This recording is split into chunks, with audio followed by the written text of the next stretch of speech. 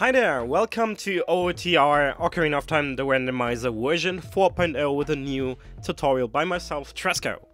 Version 4.0 was released and it comes with a few major changes to the setup and a generation process, which is why a new tutorial is definitely needed. It's the biggest version of OTR so far and it comes with a lot of nice and great new features.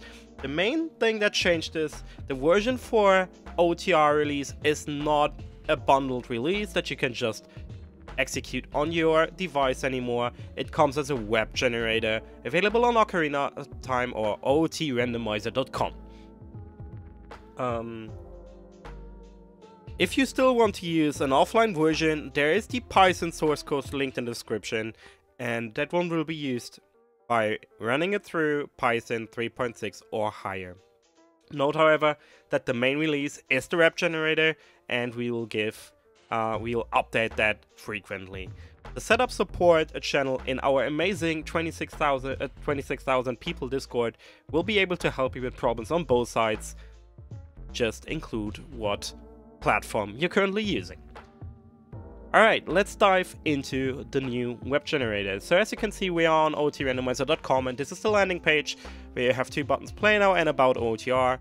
The latter has information about tournaments, the randomizer in general, help and resources and all that stuff. And below we have this amazing update video by Sakura Sobasa that will look at the changes in 4.0 based on logic, based on settings, all that stuff that I will not cover in this setup video. So make sure to check this out, it's an amazing watch. Alright, let's start with a simple generation. So we click the Play Now button and we get to the seed generator, which looks similar to the Python user interface, just a little different.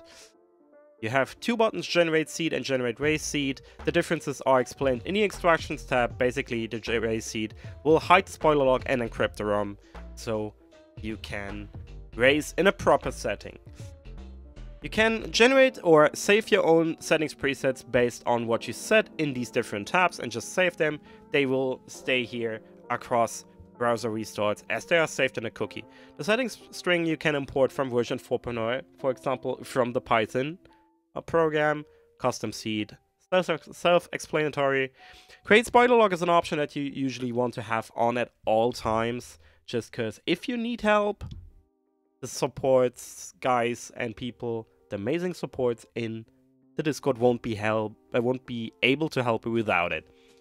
World count is just a multi-world setting that is now supported by the web generator as well. We'll cover that at the end of the video. Usually without multi-world you have it set to 1. Alright, let's go over the different tabs. So every single tab has these kind of options.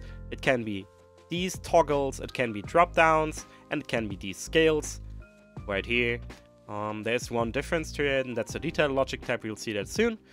Every single option in this web generator has a tooltip, so if you want to know what it does and what the outcome is if you change a certain setting, just hover over it and it will show you what the different options do. The detailed logics tab is different in one regard, as it has these two sections. In version 4.0 you can exclude every single location in the game from the logic, so that these locations don't hold any key items required for the playthrough. So you just select them here. It's a search box, so you can search for certain options and then add them. You can also add all. Remember though, if you have no locations to set playthrough items on, the generation will fail, obviously, because there's no locations. Same with the Enable Tricks tab, several tricks that will influence how the logic works, sequence breaks and glitches alike. Other tab is the same. Again, if you want to have an overview of all the options, check Sakura's video or check the tooltips. Cosmetics and SFX have been greatly revamped and have more options to them now. For example, sword trials that you can adjust now to Iron Lightsaber mode and can be rainbow or something. You can also randomize all these tabs with the buttons on bottom. Note though that random SFX can be really annoying.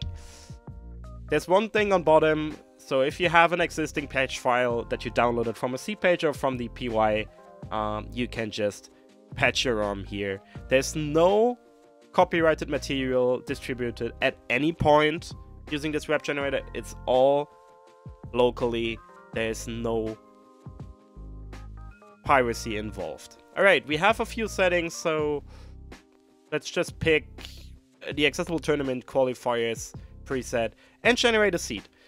Generation times have been greatly lowered. It's not 40 seconds anymore, it's not even 10, thanks to 4.0 changes, and that's already it. So now we have a seed page. If you want to share your seed with anyone, with your friends or with competitors, just use this link here, this URL, and just distribute it. They can generate their own seed. So this is the seed hash, something new since 3.0, but now better. That will just be used to make sure that everyone in a race, for example, uses the same seed. It will show like this in the file screen of OT as well. If you have a spoiler log generated, you have the spoiler log here parsed per region with the playthrough spheres and the raw spoiler and so on. You can also download it if you want to. The main part of this though is the ROM generation. So after you generated a seed, you obviously want to play it. So all you need for that is an OT NTSC version 1.0 ROM. If you use Virtual Console, you will also need the WAT file for OT 1.2 NTSC, a common key file, or the common key as raw characters. Note that this is all copyrighted material that will be used locally on your device to patch, and that we cannot and will not distribute it. If you go to our amazing Discord linked in the description, there's a resource tab, and there might be some information for you on how to grab these things, but again, this is not direct distribution and we will never do that. Please don't ask for it, it might get you banned. Back to the generation. Alright, so we need an N64 ROM now. So in my case I already have a ROM cached, but hey, why not just add a new ROM? So I have a few files prepared here and I have my ROM that I found somewhere and I just pull it over. Hey, and it's in there. That's great. So now I thought, okay, the generator thought every single SFX should be random. I don't like that, so I hate music and I want the stuff to be default. So let's put it to default. Oh no, actually I like that one. So let's put Navier as the low heart health sound. Also Tunic, please set it to gold. As you noticed, Gokir Tunic was set to Twitch purple on my end, and that's due to the fact that all your cosmetics choices in this tab will get saved in a cookie. So your cosmetic options, your cosmetic selections will be saved, so you don't have to do it every single time. I also want a lightsaber, and I want rainbow. That sounds cool. Alright. Now it's pretty easy. Just click patch ROM and it will start the patching process. This only takes a few seconds. It's dependent on your device though. Note that the OT Randomizer works on every single modern browser and on Android and iOS devices, as long as you have enough RAM, about 1.5 GB on your desktop devices and about 2 GB on your mobile devices. We have now a ROM, and since we want to show off later how to use Virtual Console as well, we'll also generate a WAT. So let's bring this back and let's link our WAT file and let's link our common key. And there's also the optional option to use Wii channel data. The channel ID is just something to determine if a channel is already available on the Wii and if it should be overwritten. Usually, as the note says, you should never have multiple OTR WAT files installed with different channel IDs, so just overwrite them. And since this is a test, we just put a channel title in this time, and this time we take OTR tutorial WAT. Alright, let's patch this again, and it will patch it again. It will apply the cosmetics patch, and then it will inject your Wii file into your WAT file, and at the end you will get the OTR WAT file, which is a channel file for the Wii. Alright, so now we have our two ROMs that we just generated. What do we do with them? Well, there's multiple ways to play OTR. The most prominent one is obviously using an emulator. On Windows, there's 3 different emulators that work, although we only recommend RetroArch or BizHawk. Project 64, while being really popular, works, but it's a really bad emulator, so it will need a lot of adjustments that you can find in our wiki, which is wiki.org/randomizer.com. There's a setup page that will give you guides on how to play on emulator. There's also an OpenEMU noted for Mac OS. There's also ways to play on console. On N64 you will need an EverDrive, which is a console extension that will allow you to use your own files via SD card. Note, however, that you will need the N64 expansion pack nonetheless to play. On Wii Virtual Console you can play as well, and you will need that WAD file that we generated. I will show this later. For now, we will go use RetroArch, which is the most recommended emulator. And if you go to retroarch.com, you can download it. In my case, I already have it installed. I will still go through the download, so quickly install the 64 download. You obviously want to pick your very own device platform right here. So wait for this to download, and we already go back to the tutorial. Tutorial folder. Here it is. So you want to execute it, and you need to accept the license agreement and put it somewhere and install whichever you want, and then it would install.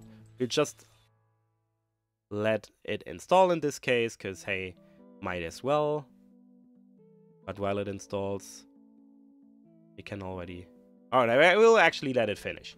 Just because, in our case, that's part of the tutorial. So one information you need to know is that the multi-volt stuff I mentioned earlier is only available on BizHawk due to certain emulator limitations, but I will give a quick intro on that later. Okay, we have RetroArch installed, so let's start it, and let's switch the screens quickly. Here we are. So, whoops, no, here. Alright, so what you need to set when you install RetroArch, you need to do some settings and you need to load a cores. So RetroArch is just a frontend that comes without any emulators in it. So you need to use certain cores, and there's a big list of cores that you can use with RetroArch. In our case, of course, we need the N64 cores. There's 2 different ones. Actually, there's 3 different ones by now, but only 2 different ones have been tested so far. It's Mupen 64 Plus and Parallel N64. Both work just fine. So you can pick either. I prefer Mupen 64 Plus, so you just download it and it will be already in the list here. One setting you need to adjust for OTR is the saving setting, and save RAM autosave interval is usually set to off, but we want to have it at 10 seconds. That's the only different setting you need to make. Plus your very own joypad or keyboard settings in input, but that's already set in my case. So now you're done with setting up RetroArch, and all you need to do without using this clunky interface, you can just pick your Z64 file, as you can see here, and pull it over and drop it on the RetroArch window. And it will ask you, which you can't see now, but it will just ask you to select the core. If you have multiple installed, you just select one, and then it starts the game. Alright, let's quickly mute the music, and let's see the OTR randomizer. So, hello, we have successfully booted OTR. As you can see, if I just start the game, we have the seed hash on top. It's the same that was on the page. And if you just click yes and start the game, you will see my golden tunic I selected. There's no music because I disabled that. And yeah, that's pretty much all we need to see. Alright, let's quickly close this down and go back to the browser. So, the different method to install and play OTR is by just using the Wii Virtual Console. In our case, we have an already soft-modded Wii. If your Wii is not yet soft-modded, please check out the tutorial in the description, as we cannot go across or over all the details of setting up a seed. All you need to know, though, is that you will need a WAD manager, which you can find on the internet. I will link it in the description as well. But there's mostly the Yet Another Word Manager mod, which is the best word manager for your Wii. And you download that, and then you get this folder, the Yet Another Word Manager English folder. And this entire folder needs to go on your SD card in the apps folder. As you can see here, I just pulled that over literally like that. You also need to use your word that you downloaded and generated using the web generator and put it anywhere on the SD card. I prefer the words folder, so let's put it here. Let's remove an old one I still have on here. And that's all you need. Alright, so let's take out this SD card and let's put it back into my Wii. And let's quickly switch over to my Wii menu.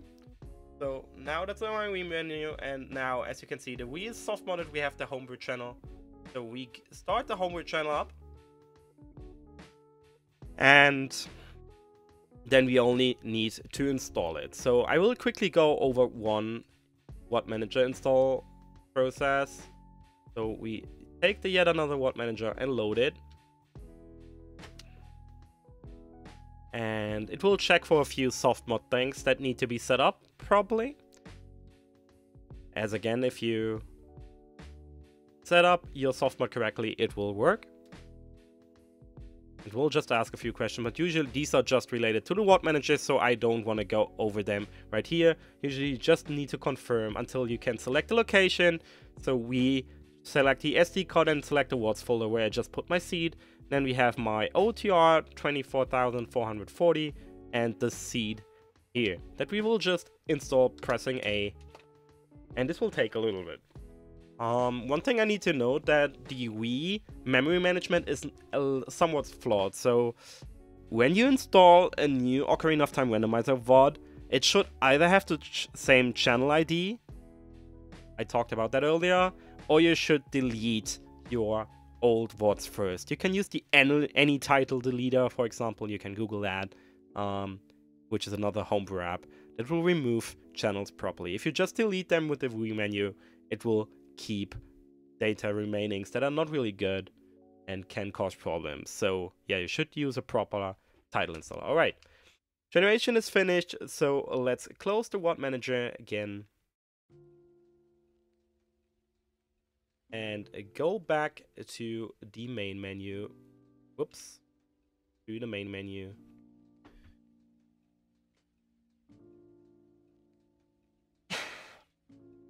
And now we only need to select the new Ocarina of Time Randomizer channel. That's already down there and you can see it. It's called OTR Tutorial WOD. And if we start it, it will boot up the same OTR we just saw on RetroArch. Will take a little bit to load, but yeah, there you go. You have now OTR on your Wii. That's all you need to know, so let's go back to the browser and talk about one final thing, and that's multi-world. So, the new main developer of OTR, which is Testrunner, developed a mod for OT Randomizer, which is called multi-world. And as he mentions in his very own GitHub, this is a cross-world co-op. So multiple people will play across multiple worlds, and the items are shuffled across all worlds. So you can find items for another player in your playthrough, and you will not see each other or something, but you will play intermingled seeds. So all you need to do to generate a multi-world seed is to just set this world count here to a higher number. Note that the maximum is 15, and if you up the number, it will massively enlarge and prolong the generation process. So be careful with that option. Only use it if you really need to, because it will take a lot longer. We'll set it to 2 in this case and generate a seed. And as I mentioned earlier, you just share the seed generation page, so the seed get and your ID, with your friends that play along. You want to set as many worlds as you have players. So if you have 4 players including yourself, you will use 4 worlds and so on. So once this generation is now done, you noticed it takes a little longer. We are on the seed generation page, and now all you and your friends need to do is set the player ID that is shown here. So the first player will check player ID 1 and the second will check or use player ID 2. Then you just generate and you get your own ROM. Only difference you will see now is that at the end of the file name it will have the actual player number includes, as it says, player number 2. Multiworld is great, but it only works on BizHawk due to BizHawk being the only emulator that supports it. So if you want to set up BizHawk, go to the BizHawk guide in the OT Randomizer wiki. You can see it here. There's also a multi-world setup page that I have here open, where it will explain what you need to do. I just explained this one here, and then you will need the BizHawk multi-world files, which are all mentioned in this description on Test Runner's BizHawk. He has a PowerShell script that you can use to download all the files you need, and then you can start enjoying BizHawk and OT Randomizer Multiworld. Alright, that's it for now. Enjoy OTR version 4.0. I hope this tutorial was helpful for you, and thanks for watching. See you next video.